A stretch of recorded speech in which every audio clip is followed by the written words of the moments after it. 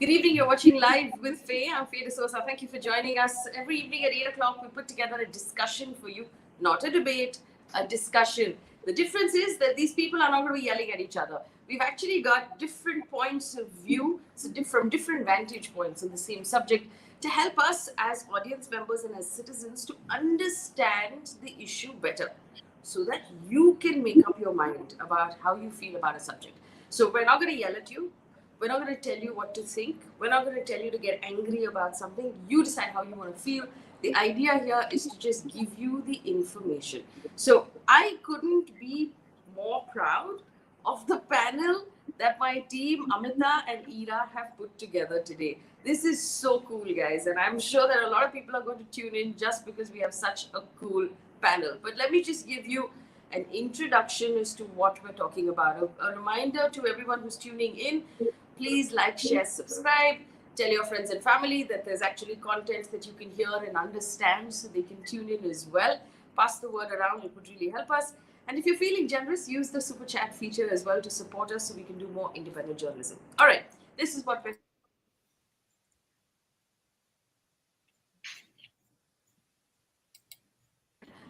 decided to ban more China-based apps. 118 apps were banned yesterday on Wednesday. These apps, included the most contentious of all, PUBG Mobile. Now, the PUBG Mobile app, we understand, is Chinese, but the PUBG, desktop app, or the one that you would use on your laptop, is not. So the PUBG Mobile app has been banned, and there is a lot of opinion about it. So we're going to try and put this into various buckets and understand this better. On one hand, we are being told that there are a lot of professional and amateur gamers. Professional gamers can make anywhere between 5,000 to 45,000 rupees a month on PUBG. This is according to the Business Insider. And so a lot of them right now are, as of yesterday, are saying, where are they going to make this money from? And that's something to worry about. And then, of course, there are all of those people who enjoyed the app and the game, who are playing as amateurs. We also understand that Akshay Kumar has decided to launch his own version of it. It's called 4G. And we will talk about that as well through the course of the conversation. The timing of it is being questioned on the internet as to how 4G was ready to be launched only 24 hours after PUBG was banned. In the meantime, we have to step back and take a look at this issue. If you'd allow me to call it the most serious issue. Remember, I've been saying for the last several weeks that there are three major stories in the country right now. Riya Chakrabarti is not in that list. Story number one, rising COVID cases. We are breaking our record on a daily basis. Story number two, our economy, which is now flushed and down the tube beyond what you can see, and it's getting worse on a daily basis, and that's something to pay attention to. Story number three, what's happening on the border with China in Ladakh. Now, let me give you an idea, a sense of where we are. General Rawat, who is the Chief of Defense Staff, so he heads all three arms of the defense, has warned of a two-front threat with China and with Pakistan in the last 11 hours. The Indian Army Chief, Mukund Naravne, has actually asked all top military commanders and the Central and Eastern sectors to be on alert and be prepared for any eventuality and maintain the highest operational preparedness. This has also happened in the last 24 hours. And our Foreign Affairs Minister, Mr. Jaishankar, has made a statement saying that he has known the Chinese Foreign Minister for a very long time. The only solution lies in diplomacy. So these are the things on the table. Diplomacy from our External Affairs Minister, our Army talking about being on high alert, our Chief of Defense Staff talking about the possibility of a two-front war, but what the government has actually done is it's banned apps. Will this make any sort of difference at all? Was this the right thing to do? We have to also examine a third thing. Remember, the reason given by the government to ban the app is data protection. He said that these apps are not treating data with respect, and there's data actually leaking across the border into China. And so we have to ask about the timing. If this was the case, why now? Why not 6 months ago? Why not 3 months ago? Why not 2 months ago? What were we waiting for? So we're going to take a look at all of these questions. We're also going to take as many of your questions as we can. So use the super chat feature because it's already moving quite quickly. this is my favorite part of the show, my introduction of my guests. Mr. Mohan Guruswamy is an economist and an expert in India's relations with China. He joins us right now. Mr. Pavan Duggal is an advocate who specializes with cyber law. So we'll take a look at this whole data leaking theory that the Indian government has offered, and he'll give us an insight into the laws under which sections this ban has been brought in. Um, Animesh Agarwal, popularly known as 8-bit Thug or Thugwa on the internet, is a gamer. He's one of the oldest PUBG Mobile players and streamers in India, so he joins us right now. Rishi Alwani is the co-founder and the editor of the MacroReactor.com. It's a site that focuses purely on Indian games market and the Japanese games market. So this is a super cool panel. My only slight disappointment is that there are no women on the panel, so I guess I'm going to have to count to fill up that gap. But let's get straight to it. If I may start with Tagwa. Good evening. Good evening. And I'm not a gamer, I must confess. So you'll have to explain to me, when we say professional gamers who make money off PUBG, how serious is this? Are we talking unemployment? How many people? How much money? What does this mean? Okay, so being very specific to the game that is in talks right now, PUBG Mobile, I believe that over the past couple of years, we have seen price pools above I think $8 million, including what was on the cards in the coming months. And if you're talking about salary range, the highest player in India must be making somewhere around $4,000 to $5,000 on a monthly basis, just from the salary basis. And I think the bare minimum right now for the T1 teams, the teams that we call competing at the highest level, is starts at around 40,000 rupees. So the data 5,000 to 45,000 as quoted by Business Insider is something that is, I think, a year back. Right now the scene became so big in India that people I have seen kids ranging from the age of 16 to 19, and then even older. I mean, like, the oldest player that I had eldest player was is around 29. So we have people from all range taking gaming as a serious profession, and feeling that it can help them maybe last longer economically, and maybe have them give them a better living. I mean, like, a better standard of living in the future. So I believe, in the sense, talking about employment, the employment factor to it, I definitely feel that it did create a lot of opportunities for a lot of unemployed youth in India. I mean, like, it definitely did. Or at least, people were more hopeful of making a career out of gaming than the other things right now, looking at the current situation. So, what reactions have you heard over the last 24 hours from people who watch your live streams and from other gamers who might have gotten in touch with you? Yeah, so basically, the people, talking about the audience, they are obviously very much skeptical about this entire move. They have this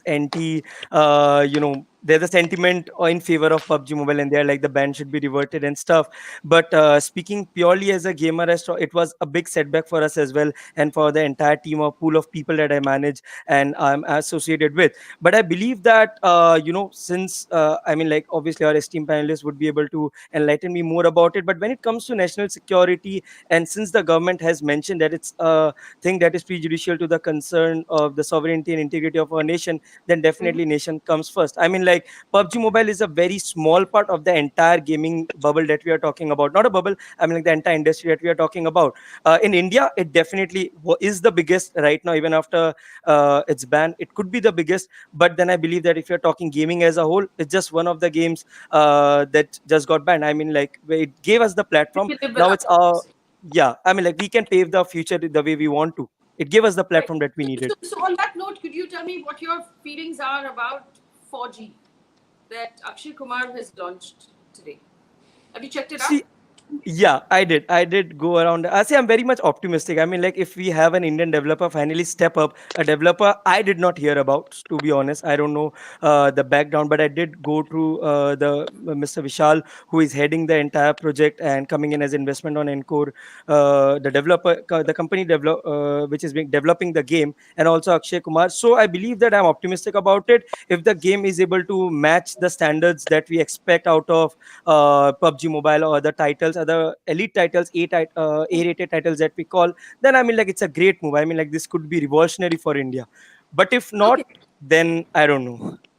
If not, then I don't know. Okay, all right. So good points being made that it is a blow. There are many people across the country who use gaming as a profession and a source of income. They're going to have to figure out what to do if they were relying on this one particular game. But nation comes first. On that note, let me go to Mohan Guruswamy. Mr. Guruswamy, we've had now over the last 3 months several conversations about India's relationship with China, about the manner in which China is behaving, its tone in communication, its tone on the border, and about India's retaliation in banning apps. What's your reaction to Tagwa's, idea that nation comes first, and if this is the price we have to pay, we're okay with paying? Well, I think, in international relations and conduct of that, we have a doctrine called linkage. You link one thing to the other, and you say that, if you, for instance, you deny them bank facilities if you don't do this. So this is, you're saying the doctrine of linkage in play here. We're incrementally adding to the cost to the Chinese economy. I was reading today that Tencent lost $34 billion in valuation today. And that the owner of Tencent, the main promoter, Pony Ma, he's no longer the richest man in China. He's now become the second richest man in China. So it's meant to do these things, to build pressure on the regime in Beijing that, that there is a cost of this kind of behavior with India. Yes. Now, so I think to that extent, this linkage is well conceived. We're doing it bit by bit, incrementally. Last time we had a few dozen sites which were closed. Now you've got 115 or more websites closed. And this will just keep going up till the Chinese realize that the big target going up here is 5G. The day Huawei is blocked, that means you really escalated, because that is the Rubicon you need to cross. Yes. That means that the conflict after that is inevitable. So I think, this is the new era in international affairs. In the old days, you just sent a few battleships around and you sent a few warships around. The paradigm of the old Cold War, where you didn't do business with your adversary, is not there anymore. You continue to do business, you continue to talk, you continue to have embassies, you continue to exchange data, and you continue to do trade. Even today, Chinese shipments are arriving, Indian ships are going with goods to China. So that kind of thing is going on. But we're saying that there is going to be a cost to this perpetually malevolent behavior. Now, I don't see why the Chinese suddenly up the ante, but they up the ante, and so there are going to be consequences. But you can't cut down mobile phone imports, for instance, because 90% of mobile phone components come from China. So you do this in a incremental manner, where you feel that you don't get hurt. I think this is what the government is doing. So, Mr. Guruswamy, what you're saying is basically PUBG is not directly linked to what China is doing at the border, but it's a good way to constantly send warnings saying we're not above cutting this off. We're not about making tough decisions if we have to. So you stand warned. Is that what this means? Till now the whole thing is that what they have agreed on June 5th, on Galwan and Gogra and Debsang, till you go back to those lines. We're talking about April 20th lines. And then you come back to status quo ante. We say unilaterally you change things. Even yesterday they changed things at Pangong on the south. Because that LSC there is very clearly defined. They were moving beyond the LSC there. And right. so effectively, this is strategic communication and sending messages to China saying, till you go back to where you were before all of this started, before the Galwan incident, we're going to continue to make decisions like this that will put pressure. Let me just bring in the other guests as well. Rishi Alwani is here. Yeah. Rishi, a couple of questions for you. Because quite frankly, I can't answer them. Bharat Rawal says, what about people who've invested money in PUBG? We heard people have spent lakhs. Does that go down the drain? I'm not really sure in what capacity people would have spent money. Dhruv Joshi says nation comes first, but shouldn't the government explain how PUBG is against the sovereignty and integrity of India, especially since PUBG, anticipating the ban, has already updated their privacy policy? So, in terms of losing money, so there are two parts to it, right? What I'm guessing the actual question was when he's referring to lakhs and lakhs, he's probably referring to users spending on in-app transactions in the game, such as the PUBG Mobile Battle Pass or Royal Pass or whatever they're calling it. But there's another part to it that seems to have gone under the radar, which is the fact that you had a lot of local companies. So what most people don't seem to understand is it's not just the ban of the game is one part of it, but as Animesh said, right, you have an ecosystem around it that's pretty much on fire right now. So there are tournament organizers who've lost 80% of their top line overnight because of a ban on PUBG. You have brands that were looking to spend money in gaming for sponsorship of tournaments because of the PUBG viewership. So they've decided to hold back until there's a better option. So you've had situations where yes, it's not just someone who spent a ton of money playing the game, enjoying the game, but it's also an ecosystem play where you've seen a lot of valuation that's been lost overnight. And at the same time, in the last 2 days, what I can safely say is that there's been a lot of talks of mergers, acquisitions, and consolidation in the game space right now because of what's happened. And it's also a question of the prize money, right? So as Animesh said, you had teams that were making you had prize pools of $8 million and the such. For India, I know for a fact there are at least 3-4 teams that haven't got their money from Tencent yet, and we're talking prize pools of close to 1 crore, which haven't been paid out just yet. So my point is, yeah, everyone is the industry has gotten hit in that way. And Rishi, have you just put out an article saying it's interesting now the push for sort of Indian games makes sense because this was obviously in the works. Have you taken a look at the Indian alternatives? Anything interesting? Yeah. There? So that's an interesting thing. So firstly, full disclosure, I have worked with Vishal Gondal in the past, so which is why I thought I might just let you know upfront. So when it comes to something like 4G, it's not just a question of, oh, we banned it and we're announcing it. Games stay in development, at least particularly on mobile these days. It's not a question of just dumping something on the market. Game development is a long drawn process. This has had to be in development for at least 6 months before they even make an announcement.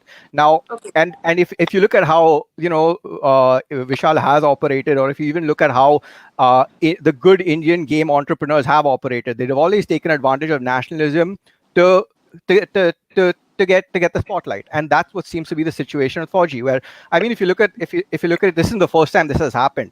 One of Vishal Gondal's first games was Yuddha, which was a PC game based on the Kargil War, and that took development time, and that was made before anything actually happened. The timing was right. So a lot of the moves you see from Indian game companies and investors tends to be focused around getting the timing right and having something in development and being able to see 6 to 8 months ahead. So one option is that. Now the team around it is actually pretty decent because they've worked on it at international companies before and they have that expertise. That aside, there's been another game that's been doing the rounds called Scarfall, which is developed by a small team out of Gujarat. Very interesting title, has a few niggles here and there. There are a few bugs, which it's not perfect, but it's a decent option. That being said, the large chunk of Indian developers aren't ready to take advantage of this. There have been some conversations from some people saying, yeah, this is great for developers. It would be great for developers if developers knew what to do, but we're not at that stage where the game developer talent outside of 3 or 4 studios, Encore being one of them, the guys working on Scarfall being another, and maybe a third like Roosh Interactive, which is another studio based in Mumbai. Aside from these three, there are very few studios that can actually build a battle royale game, because building these games are complex, they're tough. It's not like making a match 3 or a Jelly Splash. You need to have the investment also to build the ecosystem around it, because Tencent didn't just spend money on making a game. They also spent money to get streamers on board. They spent on tournaments. They spent on an ecosystem. So it's easy to make the game. It's tough to sustain it. And that's where I see the challenge happening for Indian studios trying to take advantage of this. Very interesting, and I think that this answers many questions that are popping up of the timing of the announcement of 4G, the fact that games are in development for at least 6 months. So maybe there was a sort of rushing to the launch to be able to take advantage of the position or the opportunity. but it couldn't have happened overnight. Pavan, Duggal, there were some questions about should the Indian government be open about how PUBG affected our national sovereignty? Is that necessary? Does the government have to justify why it's taken this move? Well, the problem is that the law has been drafted in very ambiguous terms.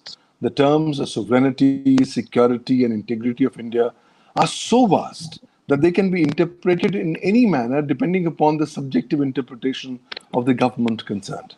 Now, the judiciary has by and large said that, look, we cannot really give a real crystal clear formula as to what would really fall in this particular category, and it's left up to the subjective discretion of the government.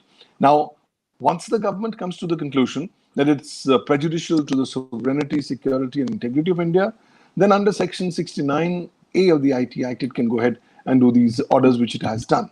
But the fundamental question is there's a linkage. The moment there are more tensions with China on the border, that's the time the sovereignty, security, and integrity card is often played. I think there's a lot of merit in what people say as to the government need to be more transparent. But I think in these times, the sovereign interest of the nation require that the government ought not to be giving each and every explanation. Yes, by doing this historic move, the government has gone ahead and put brakes on two major streams that were going from India to China. The first was the data stream, because of the humongous volumes of data that was going of Indian users from India to servers in China for potential analysis by machine learning for more wisdoms which could be used against India. The number two was the money stream that was going from India, from the Indian users, because Indians, unfortunately, have a great habit for falling for anything which is free. And once they do so, they forget about the basic fact that they become the product. And consequently, hundreds and thousands of crores of money was actually floating across. Now, by doing that, it's a singular message that the Indian government has given not just to China, but to the entire world, that number one, it will not allow its IT ecosystem or the digital ecosystem as a leaking ecosystem. It will want you to come and invest and take the benefits of the Indian market. But in case if you're going to act to the prejudicial interests of India, then you should be mentally prepared for these kinds of digital strike backs. I believe this is the second one, the more significant of the ban, because the first ban was only 59 apps. Then 15th July, it was 89 apps that were banned by the Indian Army and the paramilitary forces, and now 118 apps. The cumulative economic loss that's going to be cost in terms of the loss of valuation, in terms of the stoppage of money flows, but more significantly, in terms of the stoppage of data flows, that will strategically going to hit China's future plans, are big messaging that I think India is giving. US had learned and got inspired from the first ban of 59 apps. I believe the second ban of 118 apps is going to encourage more nations to start taking steps to go ahead and protect and preserve their cyber sovereignty. I think it's a gray zone, but ultimately, all Indians are behind the Indian government. Anything that it takes to protect the Indian sovereign interests, Indians are solidly behind, even if that means that slightly there's going to be a hit. But this hit is actually creating a vacuum. Here is a vacuum in the gaming ecosystem, in the mobile app ecosystem, which Indian developers can use. You can hear me. The question is this. You did mention the fact that India is sending out a message saying that we're not going to be so easy on our data. But shouldn't we also, along with this, have pushed for a strong data protection law, which we have not done? We've been sitting on our data protection law for years now. India has been a nation that's been in deep slumber. And that's the reason it's not yet woken up for the need for having in place dedicated laws on data protection. We also do not have a dedicated law on privacy, despite the Supreme Court declaring privacy to be a fundamental right. Unfortunately, we have been putting all our lucks and all our, eggs in one particular basket, which is the Indian Information Technology Act, which is an e-commerce enabling legislation. It's a 20-year-old legislation which only got amended in 2008. I think the growing ground realities are telling us India needs to quickly take cognizance of existing ground realities, come up immediately, right now, with dedicated rules and regulations under Section 87 of the IT Act before going to Parliament to address these issues pertaining to data protection. The Personal Data Protection Bill of 2019, though is pending before the Joint Parliamentary Committee, has to be substantially reviewed given the learnings that India has learned during COVID-19. I think the onus is on the government. Let's not be only in a reactive mode. Let's start doing proactive things so that these kinds of challenges could potentially be thwarted by appropriate futuristic planning. Mr. Guruswamy, is a question for you from Tanvi D, who says, can we afford this ban? Because China is a big investor, approximately $8 billion in apps like Make My Trip, Book My Show, PTM. Are we ready for a reaction? Actually, my question is, should we expect a reaction? Because obviously, if Chinese investment is in Indian startups, it's because Indian startups deliver value. And it's that value they're interested in. Do you expect a reaction on the investment front as well? Well, we've already blocked their investment. So where is the question of reaction? We said we don't want your investment. Because every investment, even a $100 investment now, has to go to the Cabinet Committee for clearance. Effectively, you put a brake on it. Basically, you're telling the Chinese that we're going to deny you our market. The investment also means that you're allowing him into your market to set up factories, to buy existing companies, set up new facilities, whatever. So you think you can't do that. And there is a cost to your behavior. I think the signal is right. You can talk about the legality of what are you denying by not allowing data. All you're basically saying is that I will affect your revenue stream. And from what I understand, that the total loss of revenue because of the first tranche of TikTok and all these things was not even 100 crores. But the valuation gets affected. And a lot of things, Tencent has lost a valuation of $34 billion. Just after the PUBG ban was announced. Mr. Guruswamy, if we want to deny China access to our market, then there are a lot of Chinese companies, the back end of our entire power sector and our power distribution sector, the back end of our entire cellular mobile telephony systems and our internet systems. Now, this is where they're both a danger, because other countries like the UK, for example, like the US, have actually said Chinese monopoly in 5G and in mobile telephony is a danger to their countries, and they've decided to reduce that monopoly and cap China. Shouldn't we be making moves there rather than in apps like PUBG? No, you see, API plant you can't set up overnight. All these APIs were in India till they went to China because of labor costs and easy pollution laws there. So now to get them back to India is going to take some time. And already some API manufacturers begun with replacement API. So this will take time, but it will come. But you want to apply linkage without shooting yourself in the foot also. So, mobile telephone equipment, a lot of the orders now are going out to Taiwan. Taiwan is a big back-end producer. And a lot of Chinese assembly is also now coming to third countries.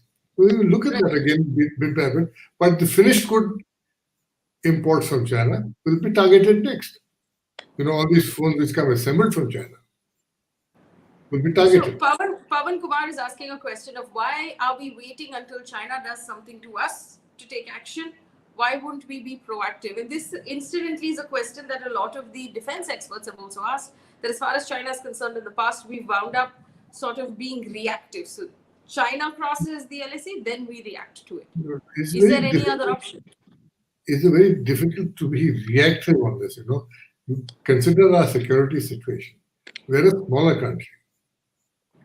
We are militarily smaller, economically smaller.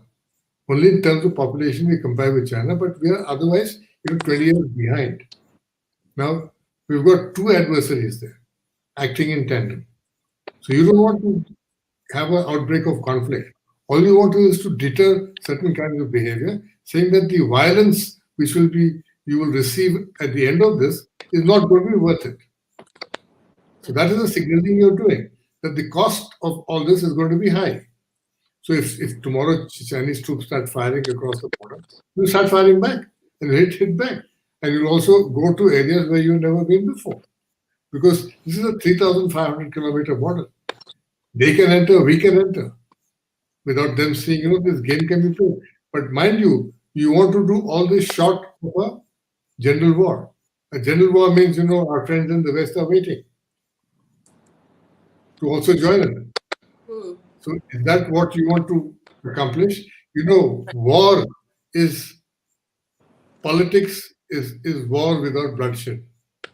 War is politics with bloodshed. Okay? So we are trying to play politics without Without bloodshed.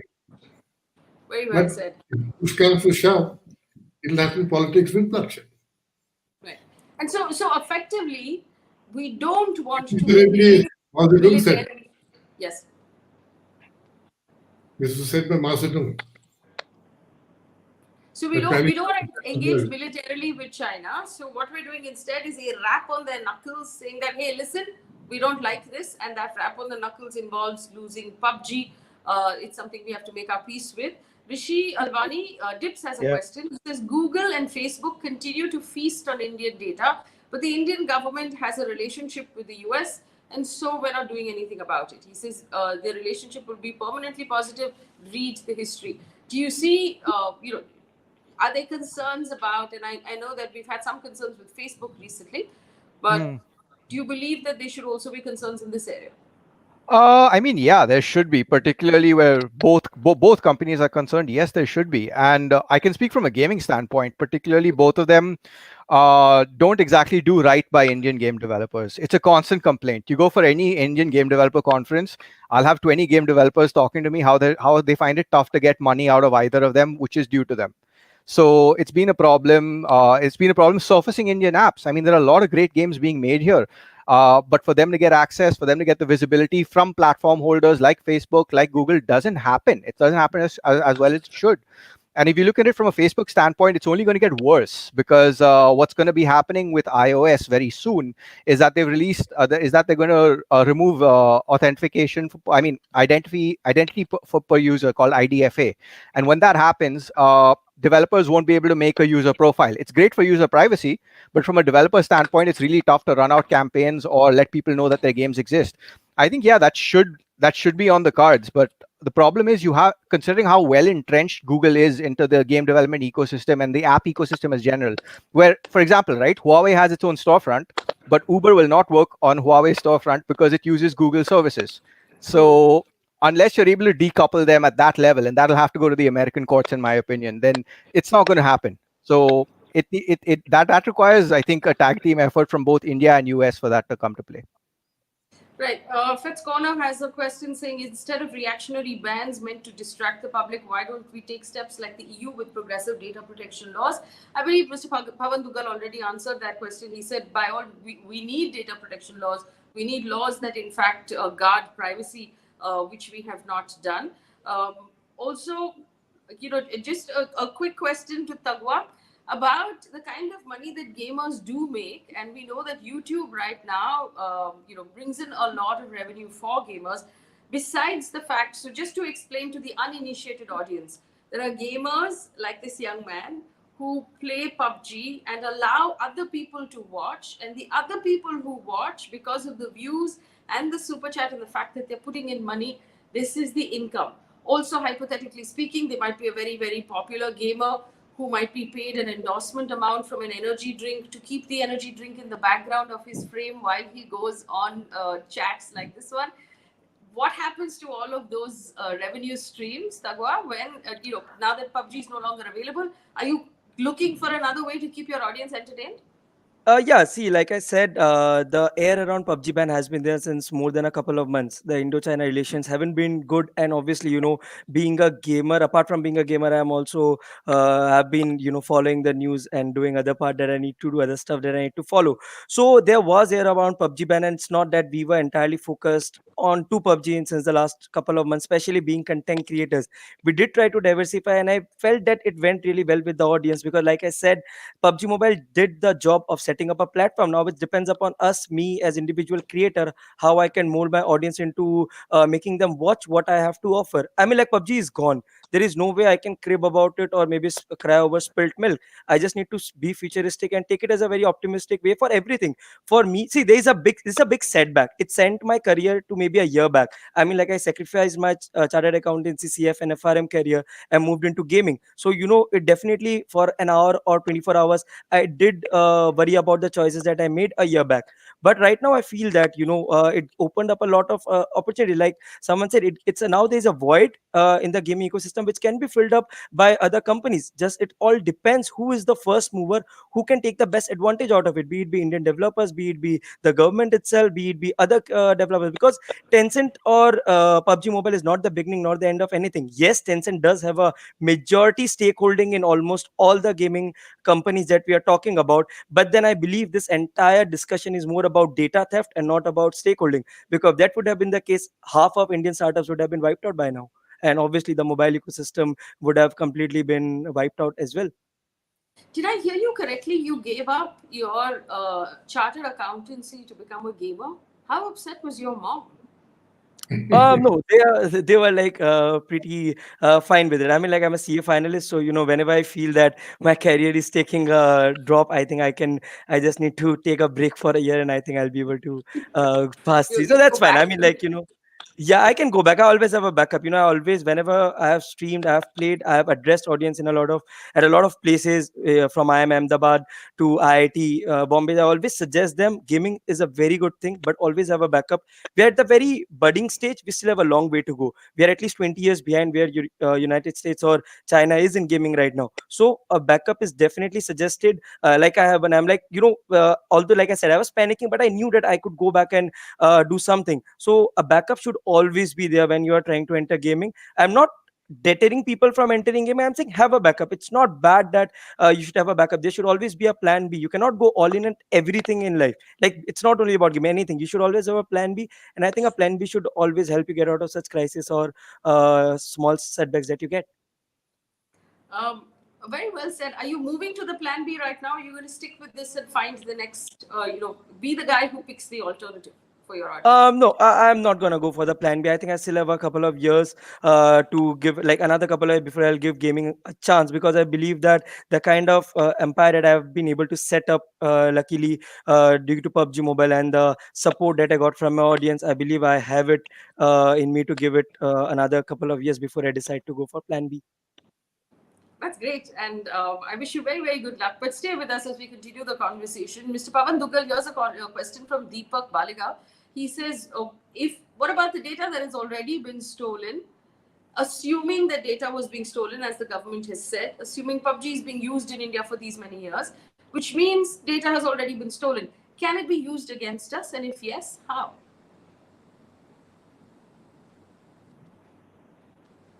Mr. Duggal, can you hear me? Rishi, do you want to take the same question and we'll come back to Mr. Duggal? What could you? I think he was muted out, but could you repeat that, please?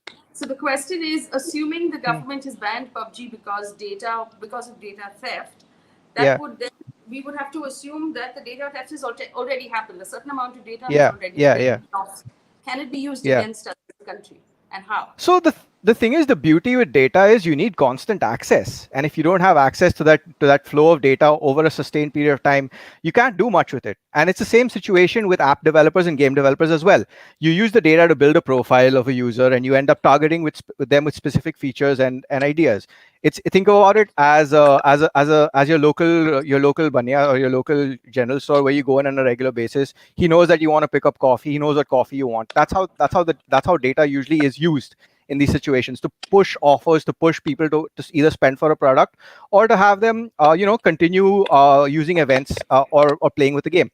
Now when you've cut off someone's access, that pretty much deters them from doing anything, because your next option is then to build a probabilistic pattern of how a user will behave, but you don't have access to what they're actually doing. So it does have a huge impact from that point of view. Mr. Duggal, if you can hear me now, the question was, what about the data that's already been stolen? Can it be used against India? Well, the data that's already been stolen is already gone. There's no way you can actually take it back. But whether the data that's gone, is it stolen or is it unauthorizedly taken? The fact remains is that the majority of these banned apps have, as compared with other international apps, been asking for far more permissions from users. And given the propensity of Indian users to not read anything regarding the permissions and grant them on a almost on a blind scale, has actually enabled these kind of mobile apps to collect data on a regular basis. In fact, a lot of these apps have transformed themselves into digital spies and espionage agents who have been constantly collating data. So data that's gone is gone, but it's an old Indian saying, from the moment you wake up, let that particular moment be the morning of your day. So I think India has woken up now. India still needs to wake up from its slumber. We still have a very mixed kind of an approach on data localization. We're not even sure what we want to do vis-a-vis data localization. But I think with these kinds of signals that are coming in, Indian government needs to be more proactive. We don't have a dedicated cyber security law. The adequacy of legal frameworks in India on cyberspace, on mobile gaming is currently not adequate. So a lot of work needs to be done.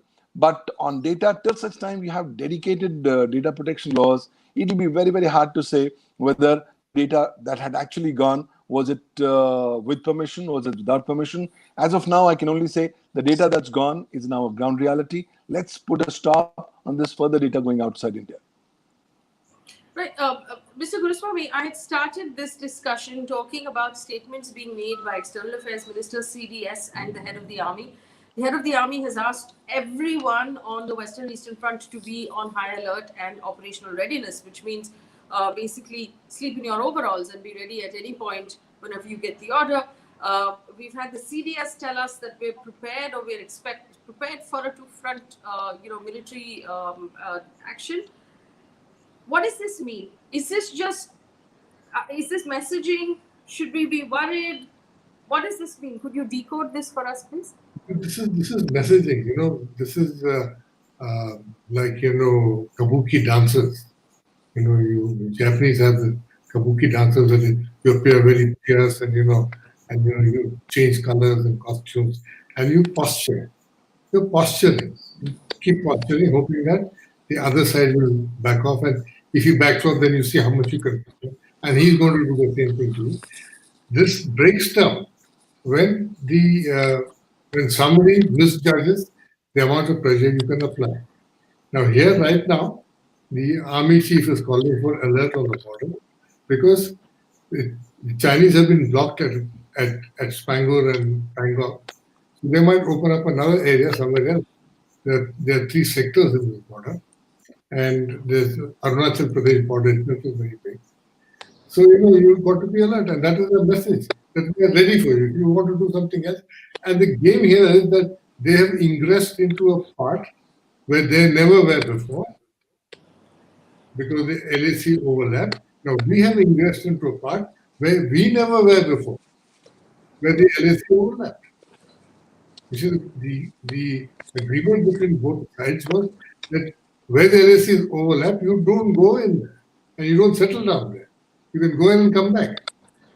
But now we've gone to a place where we never settled down before and we're dug in there. And they've got in tanks and we moved in tanks at this place called Spangor. And one has to just keep your fingers crossed. Which platoon, which company is going to misjudge the situation and fire the first shot before the volleys begin. So you're at that edge. So naturally you've got to be alert. And you're semaphoring to the Chinese that they are ready. And they are semaphoring to us all the time. Yes. Their helicopters are flying, their fighters are flying. So this game will go on till maybe for another month or so. This is not going to break out into a firefight soon. But I think both countries will realize that good sense needs to prevail and we need to cool off. I think the political side is cooling off. But India is very different. Our system is so open that jingoism is the order of the day. If you're not as jingoistic as the next fellow, then you're less patriotic. If Kangana Ranauts are going to set the yardstick for patriotism, then patriotism is a very low bar in this country. So everybody is now in a jingoistic mood. Yes. So everybody who talks sense, let's hold on a sec, and let's see what our claims are tenable or no, will be accused of disloyalty. So I think Yes. we've got to, the leadership of the country has a responsibility to cool these things down. Don't let the marketplace decide your political actions. And this is what I fear. I think we've let the market decide. And social media has made this, everybody a participant in the process. Everybody shouts. Hmm. You know, so many million tweets, so many likes and dislikes and all that stuff. So I think, and it is to some extent suiting the leadership to let this thing run a little bit because, economically they haven't done too well. Fight against Corona hasn't gone off too well. So there's a little distraction going on also. That is politics. Yes. I think this is something we have to live with. So I'm going to take one last question, and I'm going to go to Tagwa with this question. Shefur Rahman Machine says, "Gamers make a lot. The Nobel Prize money is $1 million. Is $1 million, which is 7 crore rupees. But the international game Dota's prize pool is 34 billion, which is 250 crore rupees. So just by that, you should choose your career carefully." Do you agree? Are we talking about that kind of money? Exactly the reason why I made a shift from very finance based background to gaming. I mean, like, definitely, to be honest, gaming has huge prospects in terms of income and income stability. To be honest, I don't, like I said, I'm giving it another couple of years because the last 1 year has been great for me, and I believe for everyone that was involved in the Indian gaming industry proactively or actively and actually had stuff to do. I mean, like, the last 1.5 years has been a uphill ride for every person involved in the gaming industry in India. Every, in the sense, people who are actually being able to got that name, fame, and stuff required to come out on top.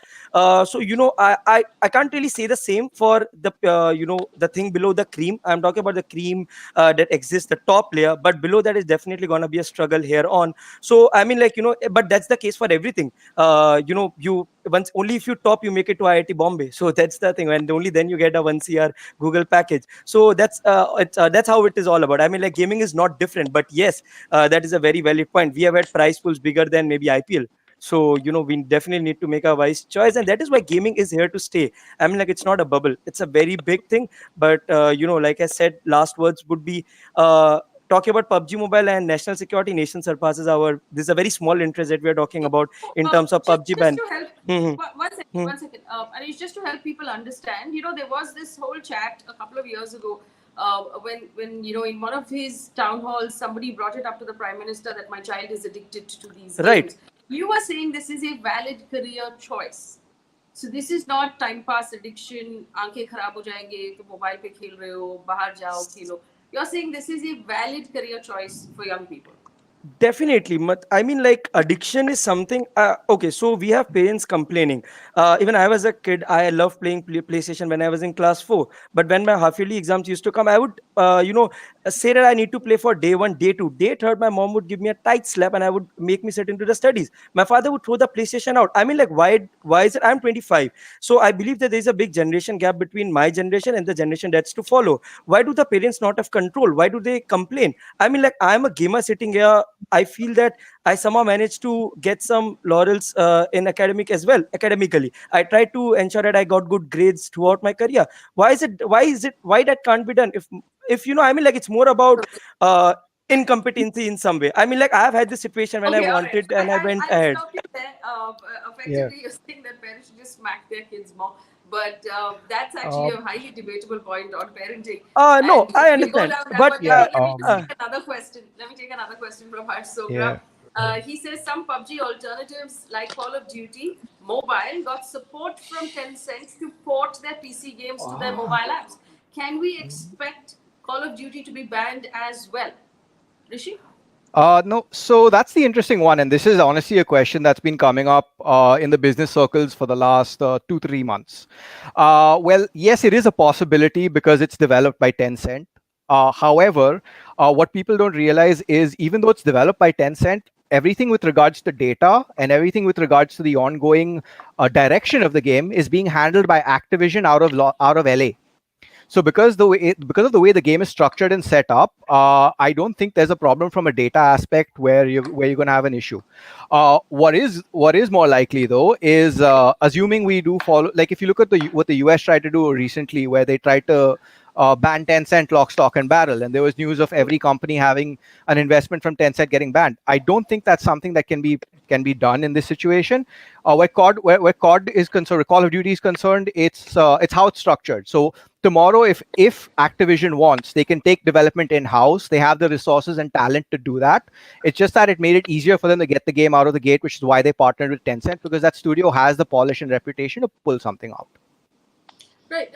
Another very interesting question. This one is from Nikhil Pai. He says, thanks for being a stalwart in journalism. Oh, thank you, Nikhil. He also says it's easy to break relationships. Have we done everything possible diplomatically before, using this retaliation? I'm worried we're harming our own people more than the Chinese with these decisions. This is a question for Mr. Guruswamy. If we just step back and look at all of the things we've done, Mr. Guruswamy, one is we froze imports coming in at ports. And I remember you said that this was more detrimental to Indian businesses than to the Chinese guys because they had already received their payments before those imports left their shore. So they don't care if it's stuck in the ports. It's the Indian businessmen who are struggling. Other than that, we, like you said, froze fresh investments into Indian startups. Let's point out that there aren't enough Indian VCs and Indian funds funding Indian startups. That's why startups are looking overseas. Now this action that has been taken, also TikTok, which had a lot of people who were making money by putting videos on TikTok, who are also now trying to figure out what their next alternative is. The question from Nikhil Pai is, does this damage us more than it does the Chinese? Well, there is a cost to yourself also when you deny yourself something. When you deny yourself cheap capital or whatever, there is a cost. But that's a cost we say we're willing to pay. But the cost to the Chinese will be even greater. So that's the incremental game you're playing. And you're basically saying that, like you're not cutting away chemicals because that will hurt you more. That's what I said at that time in your program earlier, that, it's going to be difficult to cut everything. There's a trade gap of about $60 billion last year. You can't close in that gap in one shot. Yes. Because if you don't buy from China, you'll buy from somewhere else. And you're still paying in dollars. You need to close your trade gap overall. Targeting China is not going to close your trade gap.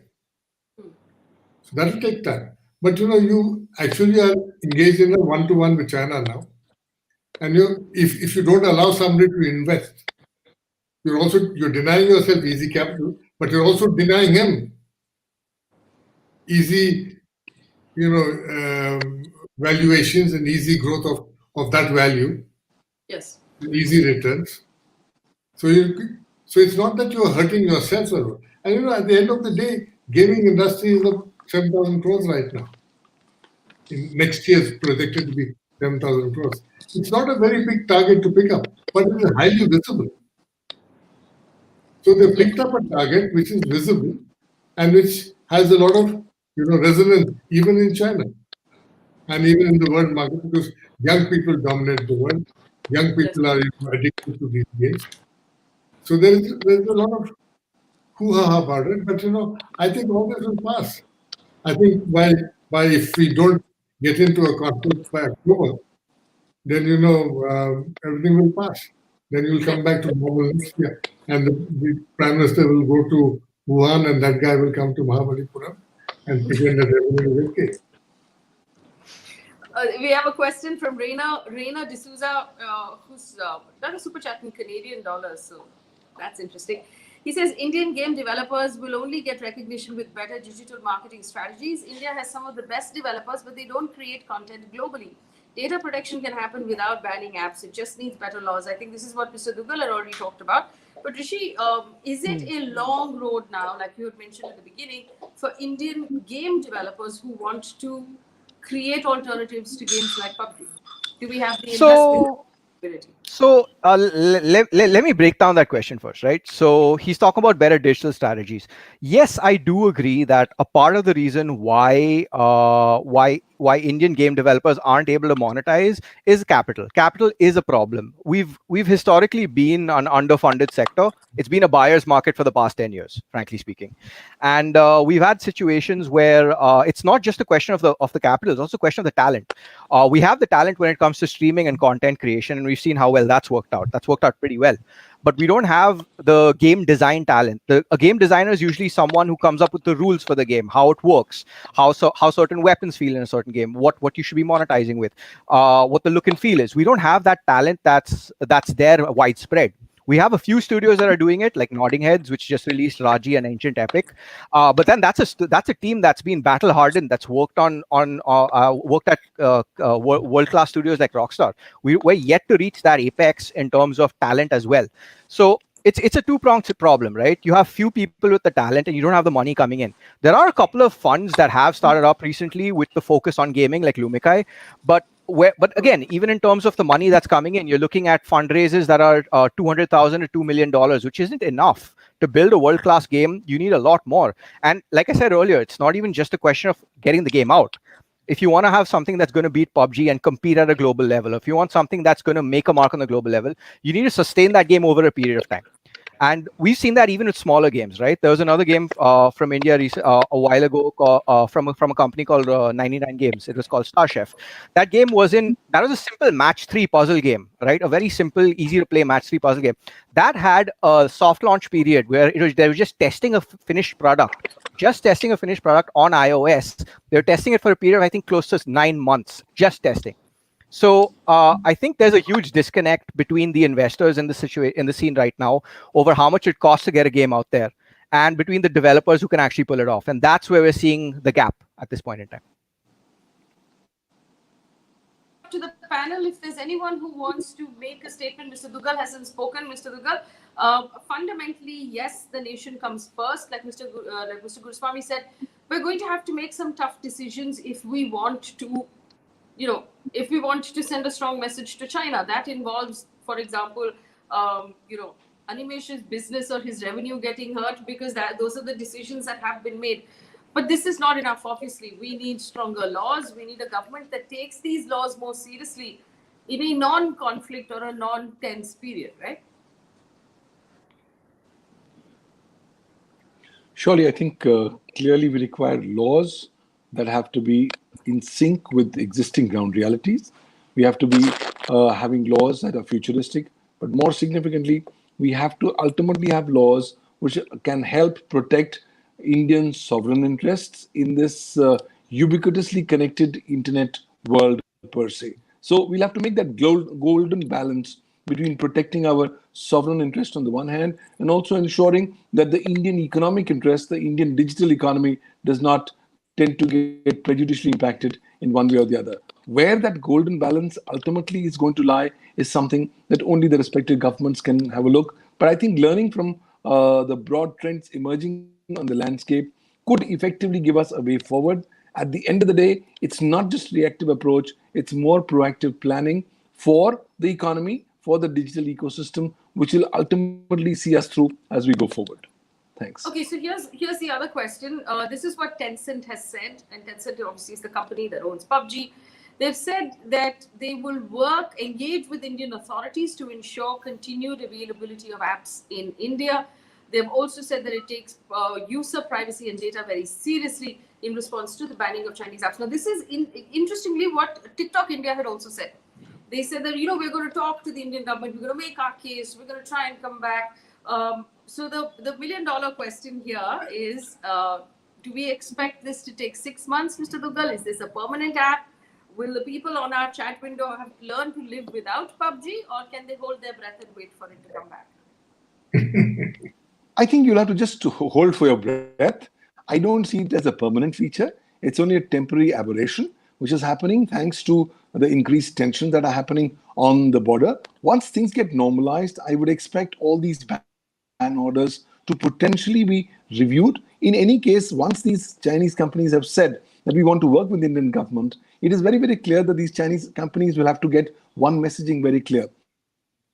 that they want to target the Indian market, they will have to comply with Indian law and also work closely with the Indian government and also ensure respect for the Indian data and Indian users as we go forward. This is a big market waiting for them. Nobody wants to lose this market. The government also does not want to withdraw this market from any player. At the end of the day, it'll be political considerations followed by diplomatic angles, which could effectively lead to soothing of relations. And I think things could come back to normal, though with slight variations. But ultimately, I think with the messaging being very strong, that India will now take everything which has got to do with sovereign interests far more seriously and far more studiously, will have to be examined and will have to be respected. Very interesting that you said that you don't see this as a permanent ban. Once things get normalized on the border, this will probably be reversed. At which point, Mr. Guruswamy raised his eyebrows. When do you expect things to get normalized at the border, Mr. Guruswamy? I don't know. I think, we are in a very critical time. This could go either way because, I'm looking at one particular spot in South Bangalore where we're very close to each other and very heavily armed formations are facing each other within 100 meters of each other. And you've got tanks, you've got artillery there, you've got fighter planes, helicopters, both sides. Anything some local commander could misjudge the situation. War is normally starts by mistake. Some guy misreads the situation and he's got standing orders and then he resorts to force. So I think, this is why it's a tense situation. But one can't predict these things. The only solution to it is when both sides pull back from each other and are not so close to each other. And that is not going to happen immediately. Now, as far as this data thing is concerned, I wanted to make a comment. There is a thing which we call signal to noise ratio. A lot of data is noise. 99.999% data is noise. And what you want, the signals you want are from very small number of people. And those people are not going to let their data go easily. So I think, this huge hullabaloo. Like, I go to Amazon and yesterday I picked up coffee. So today, coffee sites keep popping up. So that kind of thing is going to take place in any case. It's going to make life easier. I don't think we should be worried about loss of that data. But all of us here sitting here in this panel, what data are we afraid to lose? Yeah. Have we got So, data? just to put this really, really in simple terms, imagine if you were playing gully cricket and there was a neighbor of yours who liked to come and play gully cricket where it is your bat and it's your ball, but that neighbor also regularly beats up your younger brother in school. At some point, you're going to say, listen, मेरा bat है, मेरा ball है, मेरे भाई को मार रहा है, I'm not playing with you anymore, please leave. This is what has been done. So here you have a neighbor who's misbehaving on the border, but at the same time wants access to our market, wants access to our data, wants to be able to invest in our startups, wants to be able to give the back end for our entire mobile telephony and our entire power distribution. And we also want his money. We also want his money. We also want his cheap goods. So we're basically saying that, listen, if you're not going to behave yourself on the border, on the line of actual control, we're not going to play with you. We're not going to allow you access to our field and our match. And sometimes that decision is going to hurt a little, but it's going to send a very strong message. So unfortunately, like with TikTok and with PUBG, you're going to have to wait. It might be a slightly longer wait, but let's hope China gets the message this time and backs off. I want to thank my panelists for being very generous with your time and helping us understand this matter from every angle. We will, of course, keep coming back to this. I want to thank all the gamers who've joined our channel for the first time. Welcome. Please subscribe and join us on a regular basis. For now, find new things to play. Maybe go outside also. Just look at the sky. Read a book. Thanks for watching. Good night.